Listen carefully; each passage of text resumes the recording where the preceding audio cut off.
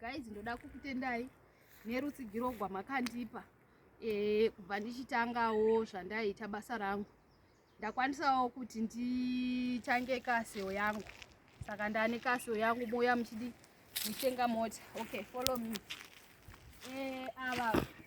Ava ndimamoyo ava, ndofunga mongoonawo zvavari mamoyo. Kana tiri parodhi manje, mamo vanofamba, havana pore, havana dzungu, havana chibhatsi. Inenge ichinzi ndio yatinenge tichiti slow but sure, handiti. Then ava ndiman'uve ava, ndofunga mongoonawo zvavari mami. Vana man'uve mongoziva kuti vanoda tunhu.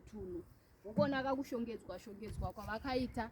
Vanenge vachida kuti vari parodhi, vanenge vachida kuonekera kuti vakaovateka. Munhu anosara akatarira kudai kuti ndevapiko vandipindira. Ava ndimasivanda. Vana masivanda mongoona kuchila kwacho. Havana havo dzungu rakanyanya, but zvinhu zvavo vanoita nemoyo wose. Masivanda ava ichichi ava ndichihera, ndofunga mongoona nematama avo kuti havatani kutsamwa. Ndichihera vane kapapasi kakati nyanye even parodhi chaipo vanenge vachida kungoita zvokudi. Chero matraki havana basa nekuti traki, kombi, bhazi kana kuti chii. Saka ndovati chiendele. Ava ndimadhuve ava. Madhuve ndofunga munongoonawo chivakashure chacho kuti ndimadhu zveshwa imbizi. Ganda ravasikana nekugeza. Madhu vanoda kuita sachihera, but madhu havo vanozokasika kuzvidzora. So saka pamugwagwa vanenge vachingoita kamuitiro kavo kaya nekuti vanenge vachida kuonekwa kuti vakatakura maassets avo. Then ava ndovana mamulilo wava,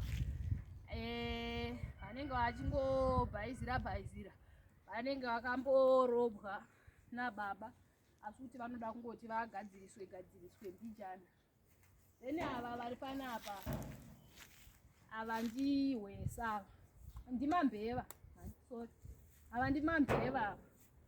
Mambeva maitiro ava hahwisisiki, kuti vanoda kuti havadi, vakatsamwa, vakafara, haunga vahwisisi maitiro avo, asi kungotiwo havo varipo, kungoti vanzi varipo. Ndofunga mongoonawo. So guys, ndisapotei.